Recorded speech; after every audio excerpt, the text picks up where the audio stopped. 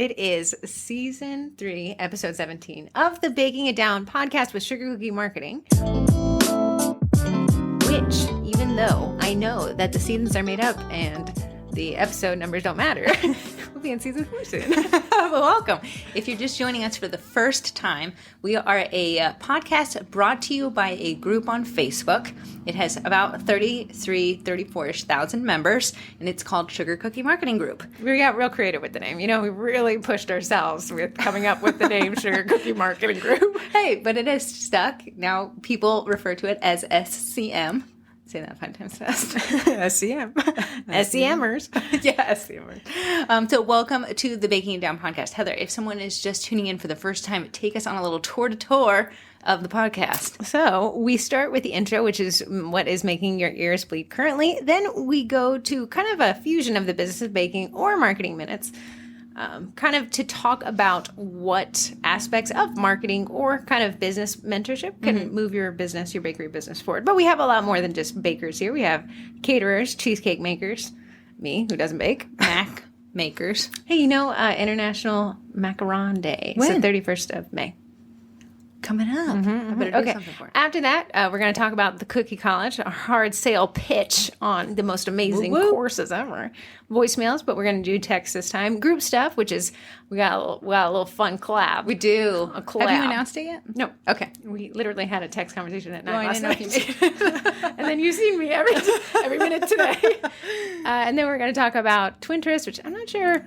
Twinterest. We have a good one. Well, I have one, but I haven't tested it yet. Really? Okay, and then after that, sponsors. So, And went to the mailbag. We went to the mailbag. Everyone, real quick, moment of silence for UPS who thought we'd passed away and hadn't checked the mail in over 2 months.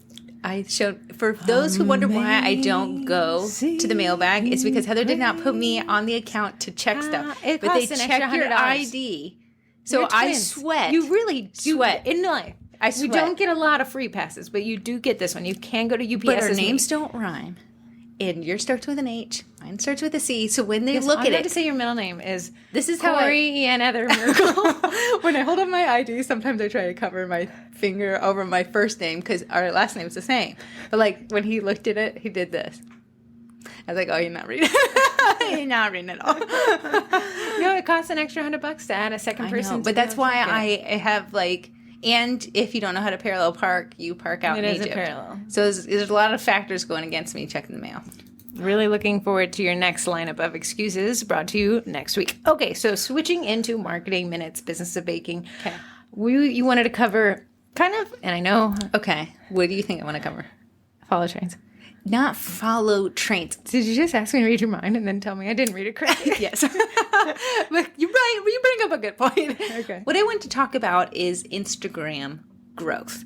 And I know we have touched on it in the past, and we touch on it often in the Sugar Cookie Marketing Group, but I do want you to be aware of positive ways to grow your account and maybe more negative ways to grow your account. I think this can also apply to Facebook. That new Facebook page experience is rolling out. I kind of It's really liked nice. it. I think it's going to fix a lot of the issues people are having with Messenger. Did you see on the new... Okay, so my app updated, so I don't know if your app updated, but you can actually take a little test. It's a business test, and it's like how you need to post. And then there's nice. and then so you read it, and then it's like, okay, create a post with what you just learned. So if you don't know what we're talking about, Facebook had made an announcement probably a year ago that they were rolling pages and Instagram profiles, business accounts, into what's called the new page experience.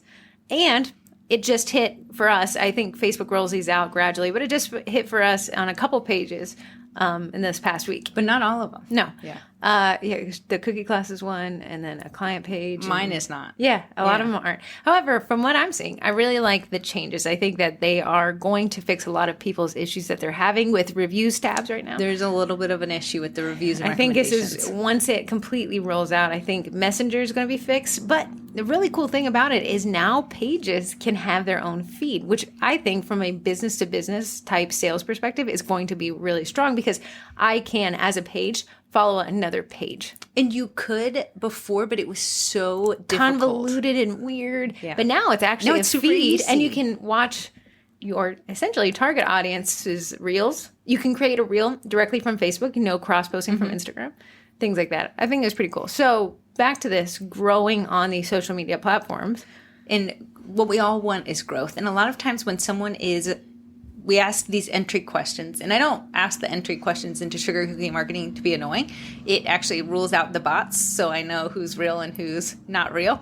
When they say yes, yes, yes to the question of what do you want to learn, then I know that they're not. So a lot of people, when they are entering into the sugar cookie marketing group, they answer, what do you want to learn most in the group? A lot of people say, I would like to grow my numbers on social media. Well, that is a fantastic goal. Numbers are what we call vanity metrics, meaning also could be buzzword incoming, a lagging KPI. So KPI is a key performance indicator. Okay. But oftentimes we pick a KPI, a metric that's behind. So it's not a true indicator of if something is working or not, because it is a result of whether something else did or didn't work. Mm-hmm. So a lot of businesses we work with, and we do marketing in our day job, will say, I want more page likes. We can do it. We can do it. But what is the value of a user, a page like? That's a big thing. So you'll see that people think that TikTok, the value per user is much lower than a platform like Facebook. So or explain Instagram. the value per user when it comes to TikTok. So think of it this way. If the Sugar Cookie Marketing Group is 33,000 people and I post a link saying, hey, buy this widget from me. Okay. How many people will actually make that purchase? Now, if I had the exact same audience, 33,000 on TikTok, and I say, hey, buy this thing for me, how many of those people will convert? The value, if, Facebook is a very high converting platform online. That's why so many people are still invested into that platform. TikTok would need, so when you see these accounts with 100,000, 200, 500,000 followers, a lot of those followers aren't converting. They're not a high value like you would have on Facebook. It doesn't mean that the platform is worthless. It means you got to work a little bit harder, and the numbers are skewed. So 100,000 users on TikTok is going to be less valuable than 100,000 members of a Facebook group, even though the numbers are the same. Yeah, interesting. Yeah, and I would say right under Facebook, maybe it's like Instagram, and then you have Nextdoor, and you have LinkedIn, things like that. It's going to depend a lot on your industry, your focus, your product, how you sourced these followers. If you just happen to hit the algorithm right on TikTok and you trended and you got all these followers who are interested in this one thing, but then turns around and you're going to just post about your cat Feebert, they're going to be like, well, that's not the content I signed up for. I'm no longer interested. Yeah. So bringing that back to a lot of people are focusing on page like and Instagram following numbers versus maybe the conversion rate behind those numbers. When it comes to Instagram, growth, slow growth is still growth. And that's what we like to focus on, is a slow growth. There's a whole industry behind us where I could go and purchase 100 fake followers for $2.74. That is fast growth, right? Very. Do you think they're going to engage with any of my content? I don't think they're real people. They're not real people. But if I wanted to skew the numbers and showcase, like, I have 10,000 followers, it's easy to do that. But then your engagement rate is what you're sacrificing there. So when you're just focusing on getting followers, you are sacrificing something else. I think it's a lagging KPI. I think it's a key. I don't think it is the right performance indicator to weigh on the success of your marketing on that platform. Okay, so you probably are like, okay, great, Heather and Corey, now how do I actually slow grow if that's what you're suggesting? There's many ways. What is your favorite way? My favorite way is engaging with other people's content, and that is commenting, not just liking, but I'm actually going to go in and comment about something that I like on their profile. If you follow me on Instagram, you probably know that I follow accounts that I want to see what you're posting. So whether we became friends outside of social media and I just want to stalk you on there, things like that. A lot of cookiers that are trying to grow their account do this way. And it irks me. Why? I mean, what is it? It's follow and follow. Okay, this is not just bakers. This isn't just bakers, but I do see it on bakers. And when I see it, I'm like, I can't believe they're doing the follow, unfollow. So let me explain it. It's been around since the dawn of time, but it's most commonly performed on Instagram. You'll have a baker that maybe has a pretty large following, and they'll like a bunch of your posts. Maybe they'll comment on 2 of them, and then they'll follow you. You're flattered. I'd be flattered too. And you're immediately going to follow them back. Reciprocation. But then a couple days. No one goes and checks. They've unfollowed you. They've unfollowed you. But here's the thing. You don't check, so you're still following them. It's a great manipulative way to grow an audience base, especially of a target audience. And it grows a lot faster than doing something organically. And what organically means is doing that slow growth. Like, I'm not going to manipulate any of the things on the platform to grow my engagement. I'm going to allow you to follow me if you choose to like the content that I'm posting. But those are so much more valuable than doing that follow, unfollow thing. When I see cookiers and bakers do it, it almost puts a bad taste in my mouth because I'm like, oh, I'm a number to you. You don't care about my stuff. Right. It's a unique strategy because it's so effective. The tendency for people to reciprocate in action. So if you follow me, I'll follow you back. It's an effective way of growing your target audience. However, when if they do discover that it was a follow-unfollow tactic, you lost that trust. You've lost the trust. Do many people check who follows and unfollows? I don't think so. Not enough. No. That's why those numbers can get so high. And then what happens, it's pretty unique. If you look, sorry, Phoebe is allergic to herself. Sneezes all the time. If you look at the metrics of this, once an account reaches a certain amount of followers, people no longer apply the rules of like social engagement to them because they're saying like, hey, you're so important that I'm going to forgive. I'm just impressed that you like me. You commented on my thing. Versus now if somebody with a smaller following follows you, you would say, I have more followers than you do, so I'm not going to bestow upon you the gift of my... Very psychological, right? It is. But now when we want to take it back to a marketing strategy, it actually appends that entire concept and says, hey, you need to organically engage. And the rules that Instagram has implemented really force us to take more of an active role in growing our audience. Mm-hmm. A genuine trust-building role in communication and connectivity that you can't do with a bot anymore. Yeah. And back in the day, there was always a program that you could hook up to your Instagram, but like Instagram's really like locked down on like third-party apps, but you could see who unfollowed you. Right. It was my favorite thing. I think there's a couple still out there. Yeah, but it's like almost, it opens the door to you maybe getting locked out of your profile depending on what the actions of that app is doing. Right. So could you be obsessed with the number of people who unfollow you? I'd recommend spending your time on something else. Again, because I feel like looking at your following count is the wrong metric to prove value. Mm-hmm. So when we come back to our bakery, so who's your target audience is a great question to ask. Oh, that's true. A lot of famous bakers and cookiers specifically, because that's the industry that I'm in, so that's what I'm always stalking. A lot of those ones with a large following are looking for other cookiers and bakers to follow them because they sell classes online. They're engaging with their target audience. Yeah, so it's easier to grow that. You'll see a faster growth if you're targeting other cookiers and bakers because they're going to really love your content. I can look at someone doing a new technique and I'm like, wow, that's really hard. I want to follow them because I know how much talent went into there. Whereas maybe our target audience, someone who's local, who's around town, might be slower growth to get because, they're not cookiers. They'll probably want to see our content, when they have a birthday party or something. Right. So suggestion I gave to someone, specifically in our area, is a big foodie area. Mm-hmm. We have tons of restaurants here. We're right in the DC metro area. So you don't want to necessarily go to some lonely person in DC's account and be like, hey, I'm following you. I'm a cook here. Yeah. But what you can actually relate to them is using foodie hashtags. So local foodie hashtags. You have Yelp Nova is a big one, DMV Eats, and then Nova Foodie. So if you followed that hashtag, it would actually put people who are trying to get their local food places, whatever they discovered, in your feed, and you can connect with them that way. And it doesn't seem so creepy and so... Someone had a great question. Do you follow back your clients? I have an opinion. And again, I think it's going to be unique to how you want to grow your audience. But, some of the comments were like, no, I'll never follow back a client. I'm a business. They're a person. I would wager that if they're following you, they're interested in you following them back. If they have a private account, I probably wouldn't request it. Mm-hmm. But what are your thoughts on that? I think, to an extent, that is fantastic. Here's my thing.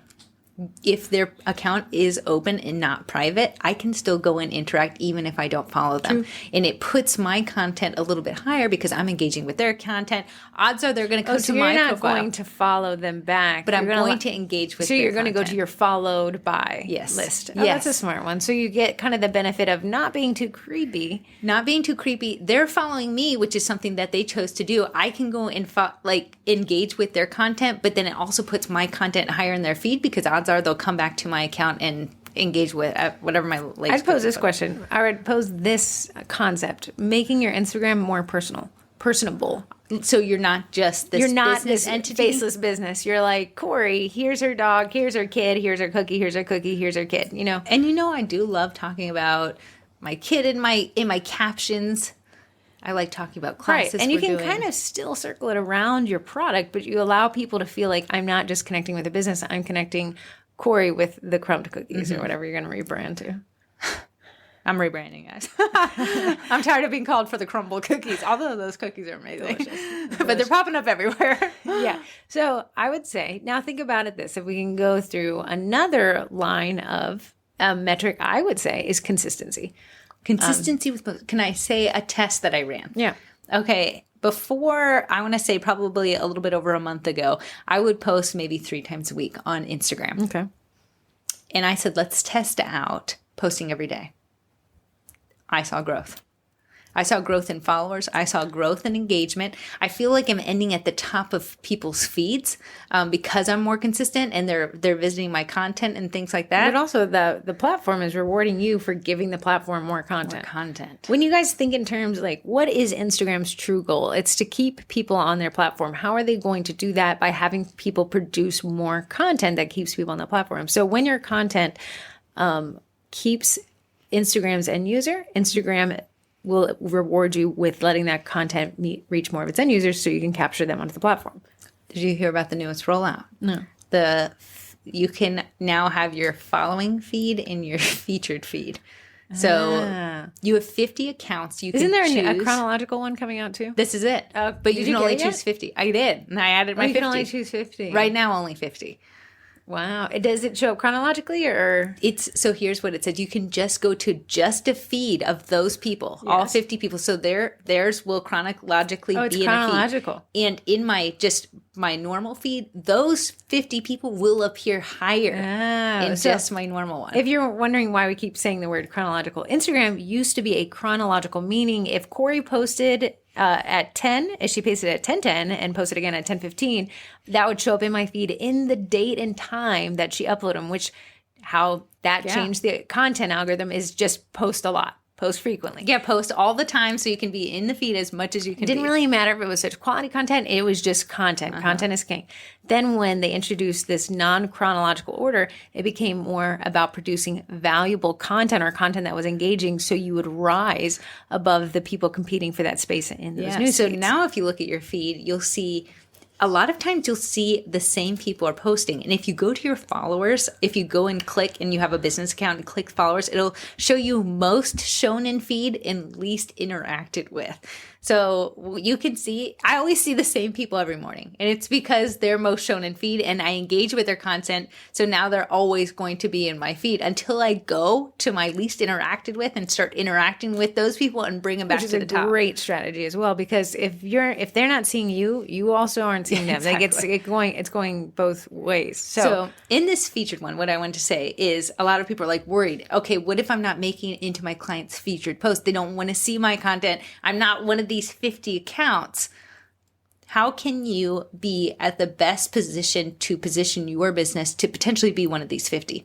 The thing is, when you go to add people to your featured, it gives you a suggested list of people you interact with the most. Makes sense. So what you need to do is get into your feed and you need to start interacting with people's content, specifically the people you want to be featured with, because it'll suggest them when they're going to add their feature. It'll put you right at the top there.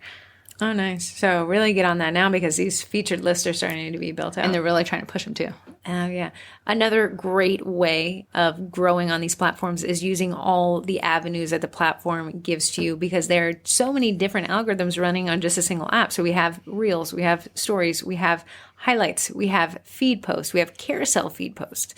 You have temporary posts. You have archiving using the likes, turning likes on and off feature.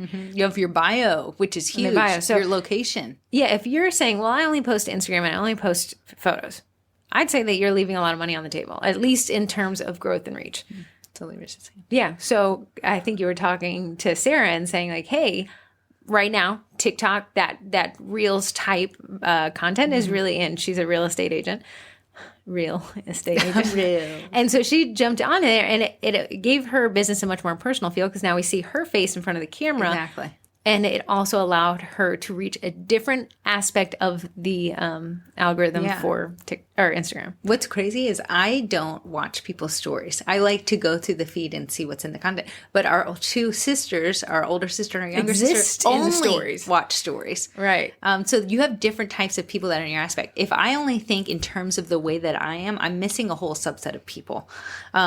So really utilizing the different options that Heather was just mentioning is going to help you to reach and cultivate more things. So what do I even post to my stories? That's a great behind the scenes. I think it'll be let's take a piece of content and break it into all the aspects that Instagram awards people. So you have a beautiful set of stage cookies. Cool. Okay. That's going to be probably a feed post. Probably so. Let's say we want to do carousel though. So then you can have zoom in. Or take a picture of the cookie cutters. And very nice. The next one and all stage, really pretty stuff. But while you were staging, that would be an interesting reel. It would, as you're laying the cookies out and displaying them for people. Some jazzy music. And then for a story, which we have, stories have an expiring shelf life. Mm-hmm. You can say something a little bit more personal about this set. Like, guys, I made it. I make an extra each time. Here's an extra. Watch me eat this beautiful cookie. Yeah. And that expires. A story that I will always watch if I see somebody talking. Oh, yeah. Your face in front of it. I love to hear what you have to say. It is marketing. Hate it, love it. Faces get more clicks. Yeah. So if you talked, I had this. If you see my latest post, my customer reached out. They really wanted me to incorporate this, and this, and they really wanted these colors. So we were able to make that come. And then guess what? I'm going to run to your feed to see what that set turned out like. Yeah. And now think about this. And I know you see Corey and I, we don't delete follow trains in the group because I disagree with the value of them, but there's nothing necessarily wrong with it if you are just looking for a vanity metric, a numbers. Mm-hmm. But if my audience is supposed to be my local clientele and I'm adding a bunch of cookie ears, guess what my feed, I'm what do they call when you add too much of something? I'm diluting the effectiveness of my feed. It will be a majority of the content that I want to see cookies, but that's not what my audience is. And cookies, I love them. But if they stop engaging with you because they're too busy doing their own thing and posting their own stuff, your engagement rate now plummets. So all those, because now we're not chronological anymore. Anything that isn't engaged with is lower in the feeds. So I'd say that for your business Instagram, your featured should be your ideal clients or ideal businesses that you'd like to sell to. Mm-hmm. I think it shouldn't be other cookiers. I think you should create a separate Instagram for your personal, I want to be inspired and I want to know what's going on in the cookie world and I want to follow Sugar Cookie Marketing for the fire memes they've been dropping lately. Only fire memes. So let's look at Sugar Cookie Marketing, right? If we're going to, Corey and I, very sloppy Instagram growth strategy. Here's my mindset. There's different types of growth and we call it a growth funnel. And that's very much a marketing relevant term. What is a funnel? It's big at the top, wide at the top, and very thin at the bottom. So I am using Instagram as our top of funnel. It is the lowest rung baking memes that you can come up with. But look at this. If we wanted to truly target an audience of people looking to grow their business, we should be dropping like information, tips, and tricks. But guess what? That doesn't do as well as a just hilarious, relatable baking meme. So if Corey and I had all the time in the world, we could sit there and strategize and come up, but we don't. And if we can phone it in with a meme, but guess what? Memes about baking get shared with other bakers. So it is a form of growth strategy. It is a form of growth and it is a form of reach. And I have a Facebook ad that is retargeting anyone who interacts with the Instagram account. So what we've done, instead of being able to create really quality content on Instagram, we have these baking memes that people can relate to, but then I have an ad that's dropping people to our middle of funnel group. Hopefully. podcast. Hopefully. So look at this. If we had really sat down and made a bunch of tips and tricks and carousels and like, hey guys, here's how I'm going to build a website. I'm going to teach you. Not going to reach as many people. Not a lot of people can relate to building a website right now. Yeah. But what's going to have is that value per user is much higher. Because anybody who's willing to sit down and watch a class with me on building a website is very close to probably purchasing the Cookie College where they can get more similar content like that. But if I'm reaching a bunch of people through memes, I'm reaching far more people, which my value per user then becomes super low. It does. Here's the thing. In a perfect world, with all the time and strategy and you could make the perfect strategy. We just don't have enough time. So what do? You have to make that decision as a business owner. And on my personal baking page, I can incorporate what I've started doing is incorporating Meme Mondays, because guess what? It does do fantastic. And I do reach more people engage with it because they're not feeling sold to. But okay, personal page, personal bakery, local clients. What are the memes? What is the content?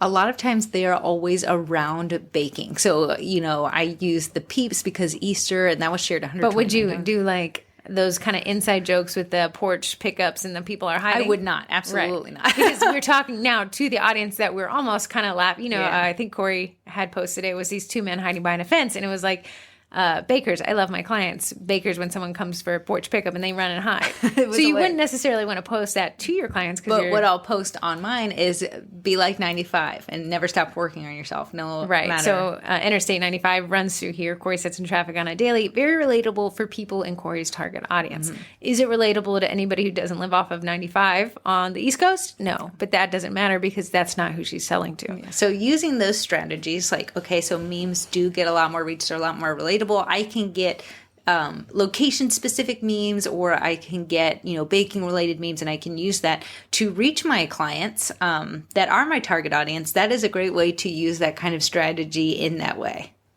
Yeah. So what is the answer? I'm sure people are like, well, that was really confusing. It was. But here's the answer. Sit down and analyze who your target audience is, and does your content across the board of that social platform resonate with that?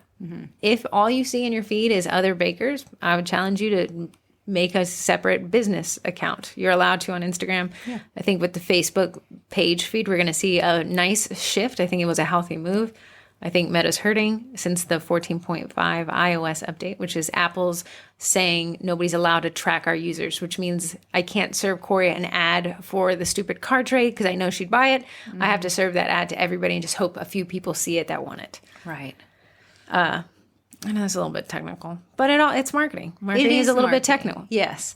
So going in with the strategy, and if you're I know in the Cookie College, we have a whole Instagram course where I really kind of dive deeper into the strategy behind it, but there is strategy behind it. Who you engage with matters, because that's going to show higher in your feed. Are you just engaging with other cookiers? Well, then that's what you're going to see. Are you engaging with client accounts? Because guess what? They will appreciate it. They'll stay top of mind. You don't necessarily have to follow them back, but you can if you want to, especially if you build a relationship with them. The key is, though, have a strategy and acknowledge, I can say, hey, Corey and our Instagram strategy for sugar cookie marketing is sloppy, and it's fine. And I've acknowledged it. I love it. It's hilarious. I love a meme. But if as long as you understand, hey, this was my plan, I'm going to implement it, and then I'm going to track it. I'm going to see, hey, if I wanted reach, if I wanted to go check the insights. Yeah, me and Heather just today at lunch went over the insights for the Sugar Cookie Marketing Instagram account, Sugar Cookie Marketing _ Instagram account. There's 2 accounts. Don't follow anyone. The person's probably like, whoa, I got to follow her. I haven't logged into this in 2 years. But we went through the reach and the response, and the memes do perform better than maybe the quality content. So what would our quality content is meant for the group and for our Facebook page. Yeah. And then, okay, let's pretend we only had an Instagram growth strategy. Possibly after a really fire meme, we would come up with a sales post when that second that, butted up post is going to be, or maybe the copy of a meme might include the sales post. I mean, I do tag the Cookie College. I know, I get the stupid notifications. So is that a little bit deeper? Yes, but it's just talking about strategy when it comes to growing your following. Slow growth is good growth. That's the growth we preach to all of our clients. It's the growth that you can most likely replicate. And also it means dollars. And I know that like everything that Joanne say comes back down to money. That's what marketing is. It's growing your income revenue. So that's why everything typically ends with like the almighty dollar over here, because that's what your goal is. If you're doing this as a hobby and something fun, then this whole entire podcast probably isn't great for you unless you just like our funny jokes. In which case, I completely understand and hang around too. That's all I had to talk about Instagram today. And maybe if people want to, we can go over some growth strategies, like On another podcast? Or no, a little bit later when I have something to People are like, please, God, no. We do not want to hear that they're talking. I would say that, sit down and come up with, if you're on just Facebook or if you're on Facebook and Instagram, what's your strategy? If I sat down and said, hey, what's your strategy for this? And you don't have a pretty defined answer, I'd say probably don't have a strategy. Mm-hmm. If someone says to me like, hey, I have a pretty basic strategy. I can only have time to post 3 times a week, and here's the content I post, and here's my target. I'd be like, hey, that's a strategy. Even if you don't have enough time, you have a strategy behind it. Yeah. What is not measured cannot be improved. Exactly. And if there's a strategy in place, we can fix things like that. If you're like, I don't know what I'm doing, I can't work with that. We can't look at the numbers and see what worked and what didn't if you're just throwing spaghetti against the wall. Right. See mistakes. When we onboard a client, I really like this question. And I would ask you guys to ask it to yourselves. What does success in this campaign or this profile or this, what does it look like to you? Describe it to me. When we asked this question, this was my favorite answer. Nobody has an answer. No, except for one client said, I want to absolutely annoy my ex-husband because I'm everywhere. Then she changed her strategy. Yeah. She's like, more numbers. Right. So what does success look like for you? Hey, I want Instagram to bring me 2 sales a month.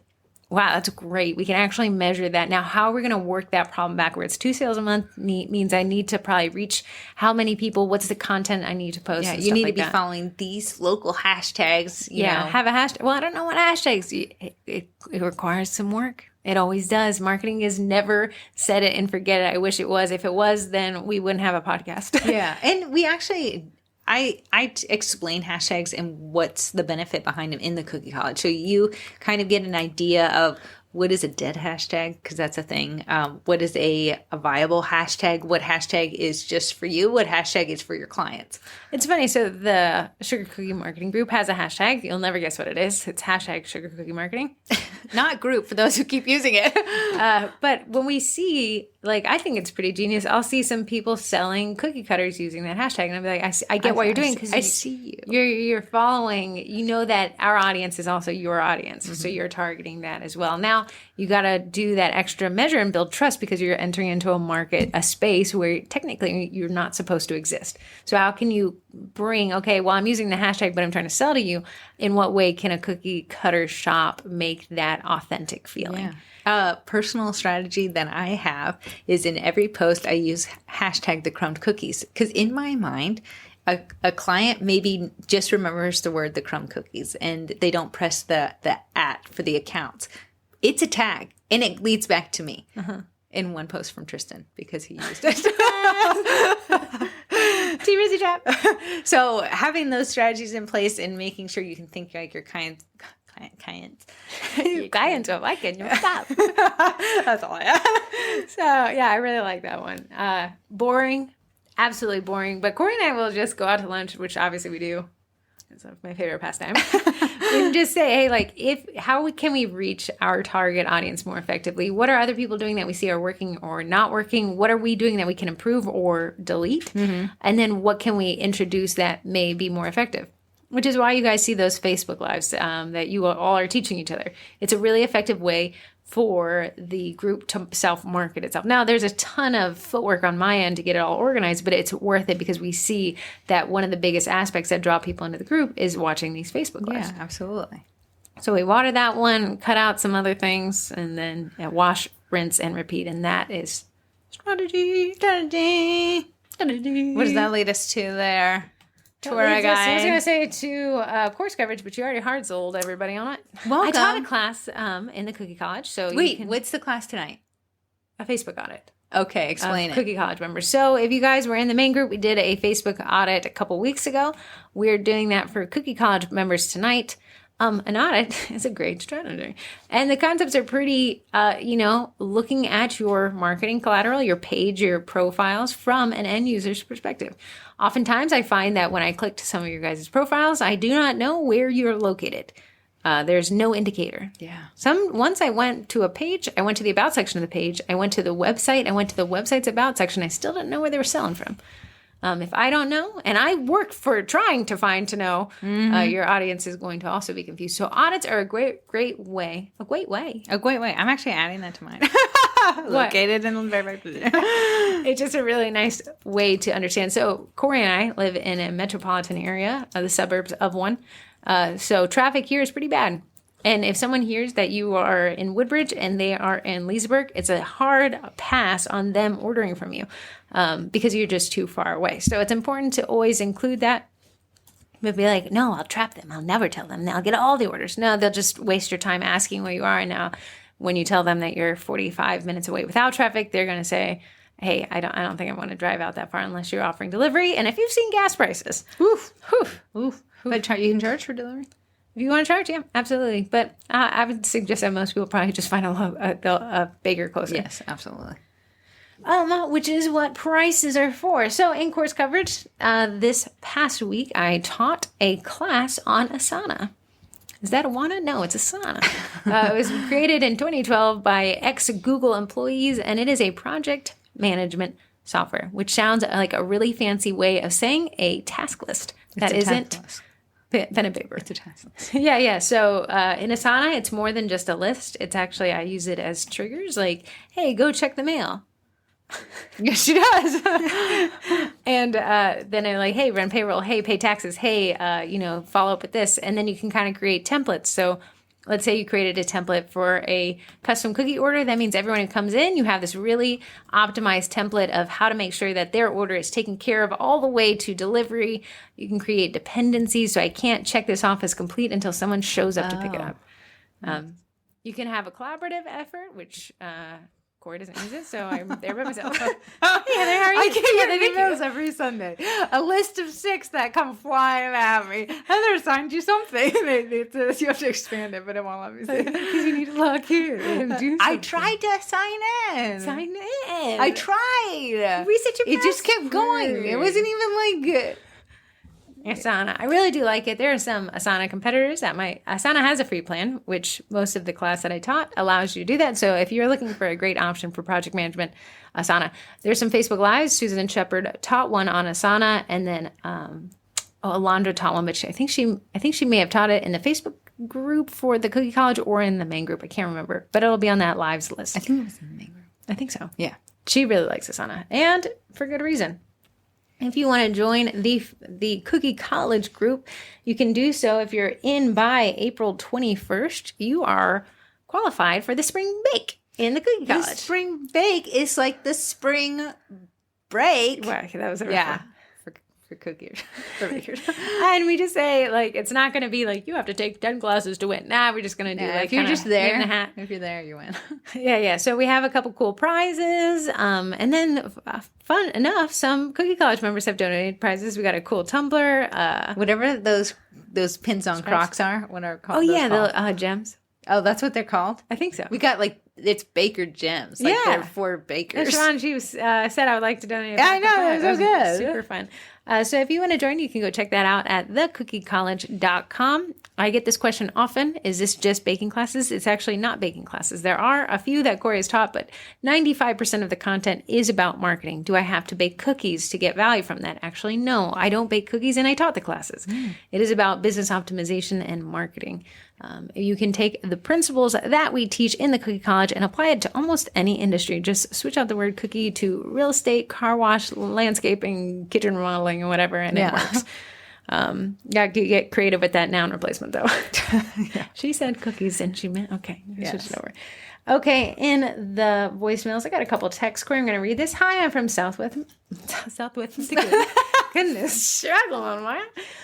Hi, I'm from Southwest Michigan. I've seen discussions in the marketing group about tagging bigger businesses in posts where their products have been used in hopes of getting that business's attention or even like a power like from them. Are there any reasons not to show logos of those businesses in our content? Like, on a KitchenAid mixer in the package of a product I'm using. I see YouTube videos with such brand names blurred out, but I'm not really sure why that is. I would love to share with my audience certain products that I love and that I use often in my baking business, but I don't want to break any rules. I know you guys aren't lawyers, but you are the miracles. So I thought you might miraculously know the answer to this question. Thank you for being awesome. As long as you are not selling something you are not allowed to sell that has like a copyright or something on there, you can tag the thing. If you are in a paid partnership, you need to say that it's branded content. It is branded content. So if KitchenAid gave you a free mixer, you would then let everyone know that it's a branded partnership and that we were paid. So it'll be like the crumb cookies with KitchenAid. Right. So same applies to YouTube. Did Sweet Pink Olive give you that airbrush machine?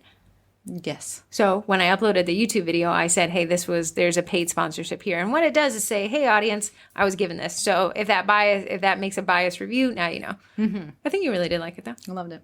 That is a great question. So what she's saying is, can I tell people I use a KitchenAid, or is KitchenAid going to come for me?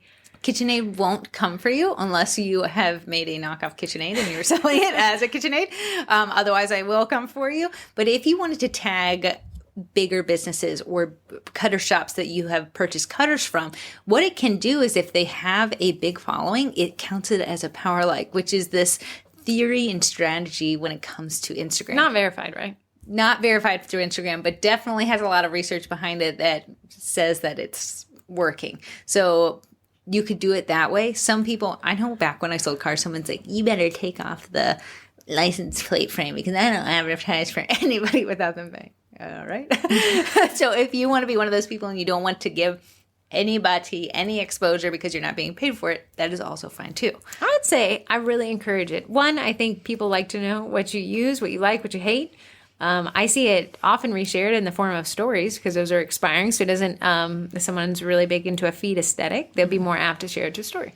Plus, I think your audience likes to know that you're a human and you like KitchenAids. As a cookier, love to see when other cookiers tag the cutter shops that they buy from. Mm-hmm. So then I'm like, oh, that's like the whole Instagram strategy you just talked about through the window. I want to know where you got the cutter. I want to message you about it. So I like that question. Okay, I actually didn't read these before we started with them. Oh, no, it signed me up. No. Who have you ever tagged? I tagged, Ann Clark has a very active Instagram account. So if you tag Ann Clark, you will probably get a like and a comment there. And sometimes they do reshare content on there. So I like to tag cutter shops that I know that are active. Joann's, and you tagged Joann's and they shared it? I did tag Michael's, and Michael's shared me on there. A vendor from Michael's just actually took a post that was not theirs and tagged themselves in it. That's whatever. I don't know what to do with that one. But I've tagged Target. Target has never sponsored me for anything. I definitely sponsor Target with my paycheck. This is not a paid sponsorship. If you tag Acor, they often share whoever tags them using their backers. Does Miss Cookie Packaging do it? Miss Cookie Packaging loves to reshare stuff. So good. She will like your stuff, comment, and then she will reshare. Plus, you're helping other small businesses, which is what I'm about. Yeah, so. I'd say be less stingy about your tags. Like, hey, let's, share the love around. And do we tag people? Do we tag people in our memes? Yeah, we do. Ourselves. Dedicating this to Bakery Chico. Okay, so here's another one. Okay, so hi twins, it's Melissa from the Cake Pop Factory. Oh, I love Cake Pops. At Mel's Cake Pop Factory on Instagram. Baking out of our farm kitchen in a tiny rural Lashera, Nebraska. Lashera? You can say Lashera on my post. My question stems from yesterday's podcast, which this was sent last week, when you talked about setting hours on your Facebook page.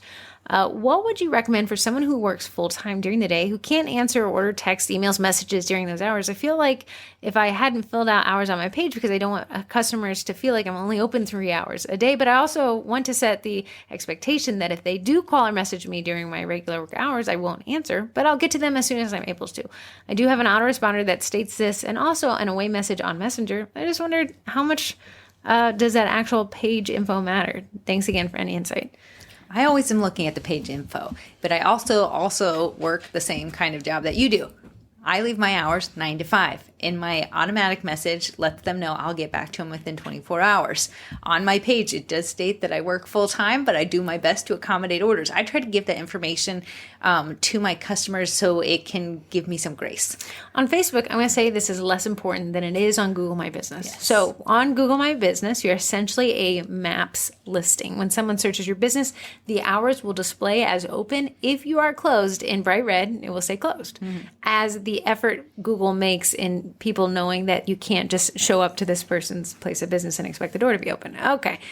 When you say, well, I'm only technically open 3 hours, you can only respond to message 3 hours, I would say still on Google, leave that 9 to 5. You don't want to say, I personally don't want to say 24 hours because you are not technically available 24 hours and you're setting that expectation that I'm open all the time. Somebody did have that they were open all the time and someone showed up at their house in the evening. Which they need to set themselves up as a service area. Yes. So nobody can see your address. If you think, hey, I'm going to not set up as a service area, I'm going to set it up as myself, and you even leave off the street address, you're actually violating Google Maps terms of service, and they will delete your account. Yeah, or suspend it, and you'll be in this weird limbo. I mean, all those reviews that you got will no longer be accessible. They do not reverse that policy easily.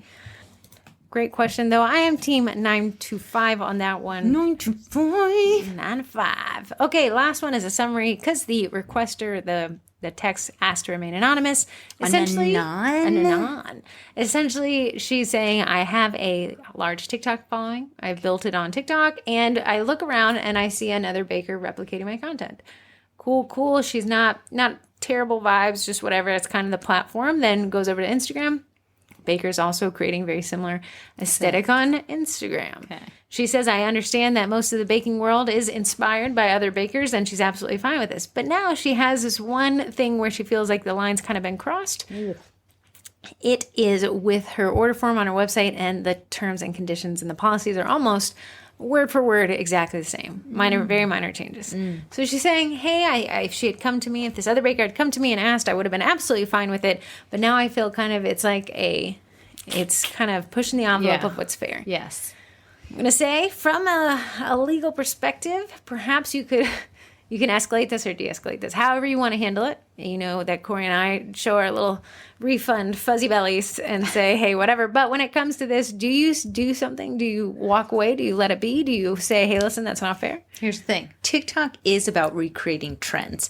The kosher thing is to tag the person that you maybe ripped the trend off from or use the sound that they created. That's just what that platform is. But with a TikTok following is also where other businesses and people go to tear other businesses a new one. Kind of crazy. The internet army. The internet army. And it really has taken hold of TikTok. So what we would suggest is instead of like a sternly word, cease that letter.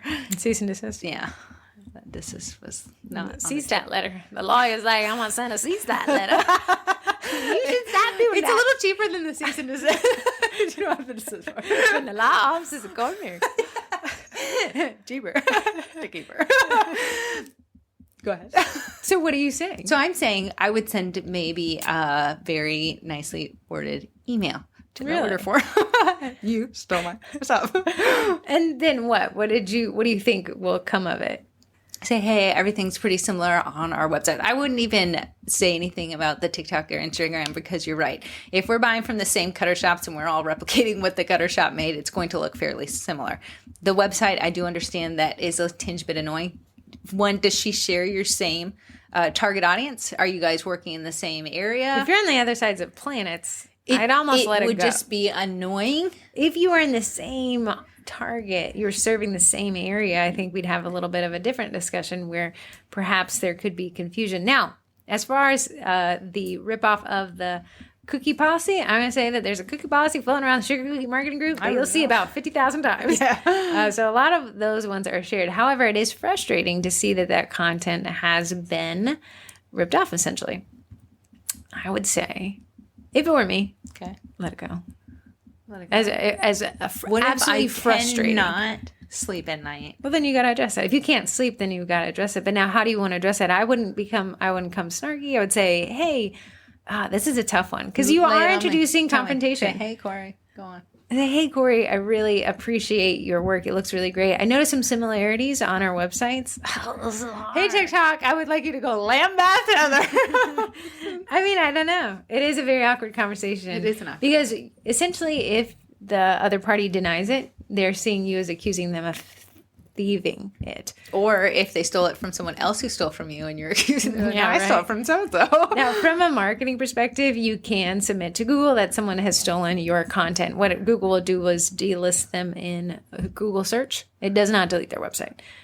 If you feel like somebody has stolen your content and you guys share the platform on Shopify, you could perhaps submit with Shopify, and Shopify may do something about it. Now, the odds of this for just content, very low, especially if some of the content has been changed. I don't think you have much of a legal. You can send that cease and stop letter, like Corey said. I don't think there's much of a legal recourse. Now, is there an emotional one? Yeah. The poster, the person who texted in, did say, do I leave it alone? If that's an option, you can work past it. I would, honestly, for your own self, is block them on everything and just move forward.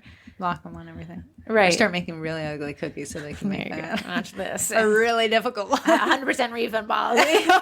You know, like, speaking of refund policies, and I know everyone hates ours, my grandmother, get this, killed a plant. I suspect she did the deed of the murdering of the plant. Did not water him. However, or left him. guess what Home Depot and Lowe's return policy on plants is? What? Within 1 year, no questions asked. If the plant they sold you passed away, they'll give you a full refund as long as you have the receipt. Hey, and you think we're loosey goosey with our refund policy? Home Depot. Oh, baby, little baby. So I thought that was pretty interesting. So great question. If you can move past it, my recommendation I would say block them and move move past on. it. Yeah. The website one, I'm rewrite sad your no policy. one's- The odds no of them checking back again. No one steals my stuff. Does that mean I'm not gonna do it? Not gonna steal that one stuff. Okay, moving right along here in group stuff. Do you want to tell them about this Okay, collab? guys. I also This put is- it up today. Okay, this is just, it is going to be a fun collab. There's really, truly no marketing behind it. You know, we truly love marketing, but this one is just to spread awareness. We got a UPS store package. Gosh There darn we go. it. This is to spread awareness of Susan Reed. So yes, typically the collabs we want them to be a little bit more marketing focused, but I think this is still a funny story. So if there's only like two of us, me and whoever tries to Right, join it. Susan's like, these are where the cookies. So the collab will be there are only 3 rules. It's gotta be hearts, they've gotta be blue, and you've gotta help Susan out. We want Susan Reed emails. So I'll post more details about that. If you don't know who Susan Reed is, just give it some time. She'll find you. Let me explain it because you leave this so ambiguous and people are like, who's Susan Reed? love the I love to questions. spread awareness. Susan Reed is this person Lady that we will, hate. I'm just kidding. We love Susan. It's this lady who will send an not email a lady. to It's Susan. a spam bot. It's a spam bot, Susan, that will send an email to bakers and they'll ask them that they'll have an event somewhere near them and they want to spend $2,500 and she wants blue hearts.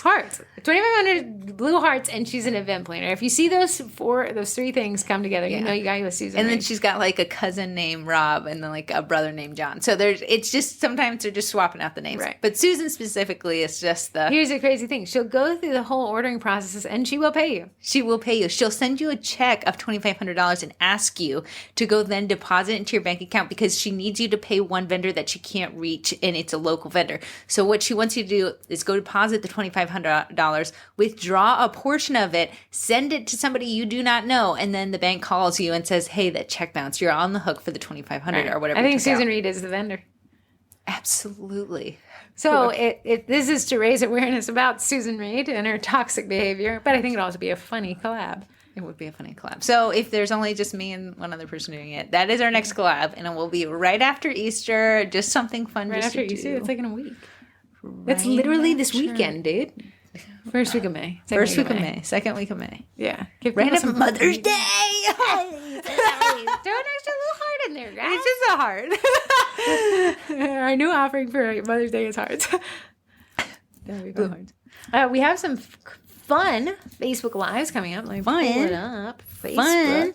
If you're new to the group, we have people in the group who are experts on something out there that you're like, I need to know this. Someone out there is willing to teach it. So we have about 100 Facebook Lives that have taken place already, but we always have some coming up. So Heather's going to cover some of those with you. Right. So on the 18th of April, brick and mortar tour and Q&A with Lisa Frost. And she is in DC and has Confetti Cafe. We went there. Yeah, it was really cool. They've got some pretty unique marketing. If you're interested in brick and mortar, or that is where you're headed, or that is where your dream is, definitely going to want to attend that one.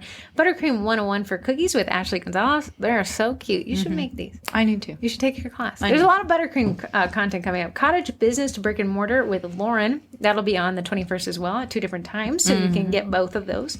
On the 28th, how to smooth buttercream on sugar cookies with Katie. Oh, that was pretty neat. She got some really cute stuff too. Buttercream people are really making this cute. Cake decorating with buttercream flowers with Sarah Reyes will be on April 30th. And then Procreate design sketching with Marja will be on May 1st. And recipe costing with Mira is on May 6th. That girl knows her numbers. That's a good one. And then cookie contracts, FAQs about the legal side of cookies will be May 9th. And then wrapping it up is Christmas in July, gingerbread houses with Heather Berkshire, which is really great. Like I talked about, this summer months. The summer months are our New Year's resolution time. Yes. We don't get a New Year's resolution. Because after the summer months, it is just a onslaught of nonstop.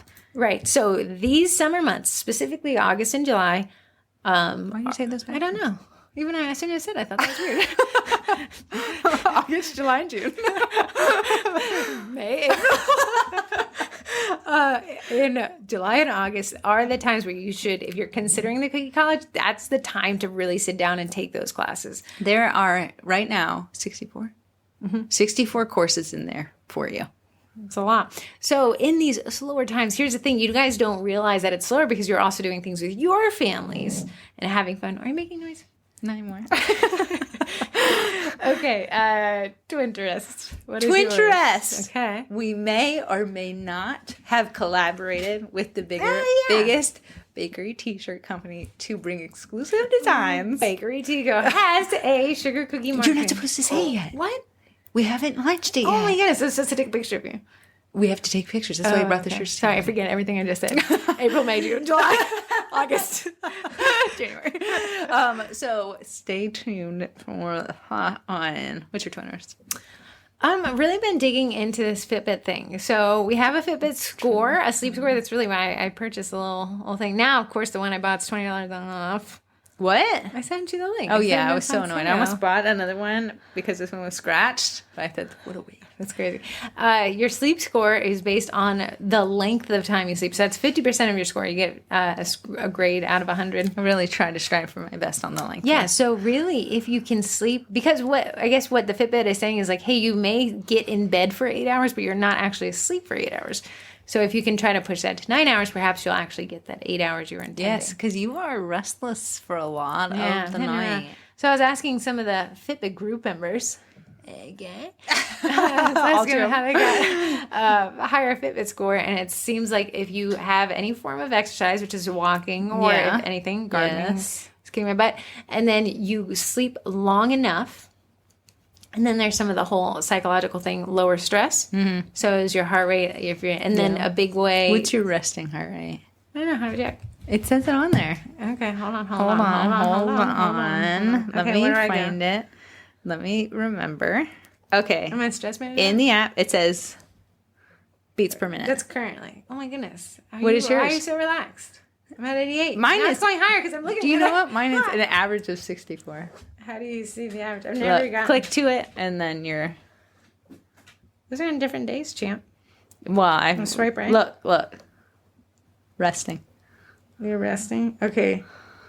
Click on the thing on the top. Here, click. No, just scroll up. Scroll up. And click on. What? Yours looks different than mine. Right here. This. Yeah. This. Oh, wait, you just wiped. Look, go down. Sorry. What's your average? Right now, I'm 74. Right now, I'm only 70.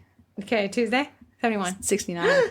Monday, 70. 68. Sunday, 71. 65. Are you even living your life? Saturday, 70. 65. Corey, what's my lowest I've ever gotten? 66. Minus 63. Goodness. Anyways, the Fitbit's pretty neat. I'm still digging it. Apparently I'm stressed. But my sleep score, I got a terrible sleep score last night. I got a fantastic one. So I don't know if you guys are interested in your Fitbit. They're not after that conversation. Like, this is so boring. Okay, and then the mailbag. Can you grab The mailbag. So Sam from Sam's Cookie University. These are actually two people sent us their CookieCon. What do you call these when you try? I never showcased the pig blanket.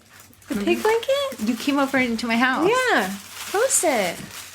Like I say, these are so cute. So I'm gonna show us the nicest. Are you making sound? Sorry, I'm opening a bag. Okay, hello ladies. I just got home from CookieCon and I had a great time. I wish that you guys could have been there because I also went to Dallas and you weren't there either. Sad face.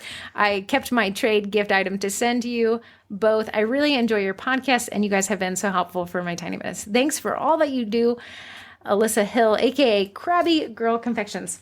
P.S. The buttons were given out in the vendor hall. Okay, Corey, look, she sent us all the buttons from. Oh my! This one says the cookie counters. And none for you, Gretchen Wieners, and it says meringue powder. It said, "Get in, loser. We're going to CookieCon."